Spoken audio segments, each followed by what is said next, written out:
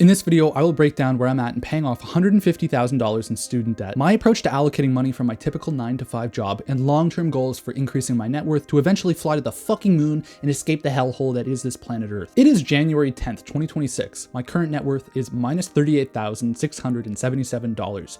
I accrued this from school and getting a PhD, which allowed me to make $87,000 per year in a fairly poor part of Canada. So yes, this does seem pretty low, but this income is still 1.5 times the average individual income where I live, so relax. I've tracked my finances every week, detailing all the values and all of my accounts, projecting my net worth growth over this year. I've invested all my free cash, kept track of spending on average, and allocated what I had left over to specific areas that interest me, such as savings, investments, retirement funds, and travel funds. I grew my net worth by about $22,000 in the past year, and I'm officially 1 year into my first real job after university. Okay, so that's a lot, and allow me to break this down for you. 9-to-5 Joe. My career in science is based on enjoyment, not money. That much is clear. If I cared about money more than enjoyment, I would have gone into finance or business or some shit, I don't know. The upper end of my salary might be 120 to 140 Canadian per year where I am, but there are options of moving or switching careers. My salary is $87,000 per year, but I expect to see about a 12% raise, some part due to inflation and also stepping up a pay grade by January 20th in a couple of weeks, which would be my 1 year anniversary at my job, which is a pretty decent raise. This would give me about an additional $500 to $600 per month to allocate into my free cash, which is what I term money that doesn't get used up and I can allocate towards things I'm interested in. I have short-term goals at my current job, which are to gain experience and connections, which will provide me with optionality down the road to either go up in the food chain at my current job or transfer my skills and experience into a different field or company to achieve either more happiness or less happiness. My general strategy around how to do this is a little bit strange, so feel free to critique. I generally make decisions around a simple concept. I want to move towards something that makes me happier, or more money, or combinations thereof, like making more money but my happiness stays the same, or making the same amount of money but my happiness increases. I do not move towards decisions that sacrifice my happiness for money, and I'm willing to sacrifice some money for happiness, but that would need to be evaluated with a little bit more context. All decisions that I make in my career are based on this. Would you like to become a supervisor? Well, do I like technical work or do I like supervising and going to meetings all day? No, I fucking hate meetings. I absolutely love technical work. Then I won't be a supervisor, even if it pays better. I mean, sure, being a supervisor might look good on paper, but if it's not what you want to do long term, why do it even if it looks good on the resume? Then there's long-term goals, which revolve around developing connections and becoming an expert in my field with diverse experience.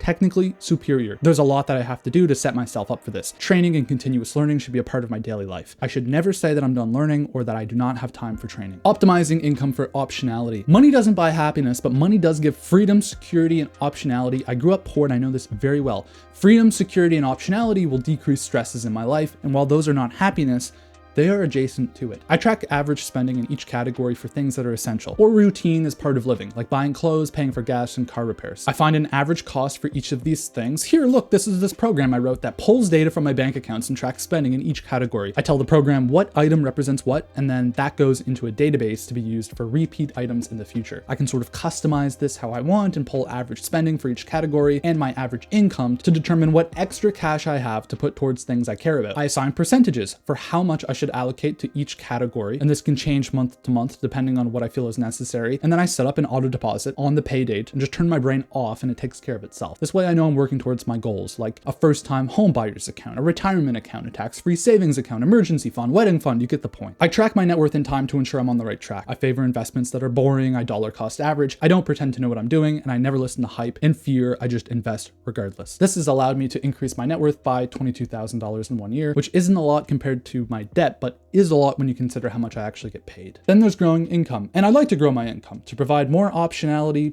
I'm using that word a lot, and more freedom beyond what I currently have right now. If I work twice as hard at my job, I don't get paid twice as much. I can stay idle and receive pay raises. I mean, that's probably not smart to do, but I have no avenue to convert this passion I have for life and learning into something that's creative, to grow as I put more effort in, which is why I started this YouTube channel in August, to track my life and finances and ideas and share it with others. My first video was shit, and I mean, most of my other videos are still kind of shit. And after 1 month, I had something like 10 subscribers, and after 5.5 months, I had 18,000 subscribers. I code lots of fun tools and decided to post them on my GitHub for $10 a month, so viewers could have access to all my code and future versions as part of those subscriptions. The support for these fun projects was astounding, and I still can't believe that the channel has grown so quickly. I started posting videos more regularly. I started to develop a routine. Monday to Friday, wake up 5:40 a.m., drive to work, arrive for 7 a.m., work until 3 p.m., arrive home at 4 p.m., run, clean, eat 2 hours of YouTube, scripting, editing, researching, coding, filming, learning. Repeat on weekends. Run, family, cook, clean, friends, YouTube, YouTube, YouTube. Income from YouTube.